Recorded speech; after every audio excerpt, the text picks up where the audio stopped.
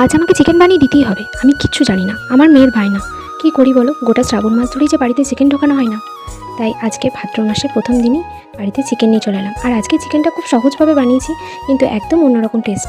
তোমরা বানিয়ে দেখো, খেতে অসাধারণ লাগবে। ভাত, রুটি, পোলাও, বিরিয়ানি যে কোনো কিছুর সাথে কিন্তু একদম জমে যাবে। প্রথমেই আমি চিকেনটাকে পরিষ্কার করে ধুয়ে নিয়ে নুন, হলুদ আর সর্ষে তেল মাখিয়ে ম্যারিনেশন করে রেখে দিয়েছি। তারপর আমি এদিকে মশলাটা পেস্ট করে নেবো। কিছু পরিমাণ পেঁয়াজ, আদা, রসুন আর 2 টুকরো কাজু দিয়ে আমি মশলাটা বেটে নিয়েছি। তারপর কড়াতে তেল দিয়ে আলুগুলো ভেজে নেওয়ার পরে ওই তেলের মধ্যে গোটা গরম মশলা ফোড়ন দিয়ে আমি পেঁয়াজগুলোকেও ভেজে নিয়েছি। তারপর পেঁয়াজগুলো ভালোভাবে ভেজে নেওয়ার পরে আমি মশলার পেস্টটা দিয়ে দিয়েছি, আর নুন, হলুদ আর কাশ্মীরি লঙ্কার গুঁড়োও দিয়ে দিয়েছি।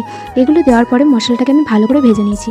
ভালো করে ভেজে নেওয়ার পরে ম্যারিনেশন করা চিকেনটা আমি দিয়ে দিয়েছি এখানে। চিকেনটা দিয়ে কিন্তু খুব ভালো করে ভাজতে হবে। এখন কিন্তু আমি এখানে কোনো নুন অ্যাড করিনি, কারণ আমি ম্যারিনেশনের সময় নুন দিয়েছিলাম।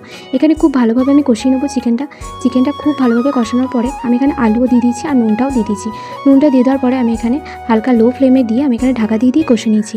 ঢাকা দিয়ে কষে নিয়ে তারপরে যখন তেল ছেড়ে আসবে তখন আমি এখানে গরম জল দিয়ে দেবো। দেখো, এখানে আমি অল্প পরিমাণে গরম জল দিয়েছি, খুব বেশি গরম জল দেবো না, কারণ এটা কষানো হবে। তো চিকেনটা আমি এখানে ভালোভাবে ফুটিয়ে নিয়েছি। তারপর লো ফ্লেমে 2 মিনিট রাখার পরে আলাদা একটা প্যানের মধ্যে 1 চামচ জিরে, 1 চামচ ধনে আর 1 চামচ পোস্ত আর 3টে শুকনো লঙ্কার গোটা গরম মশলা ভালোভাবে উলিয়ে নিয়ে মিক্সারে গুঁড়িয়ে নিয়েছি।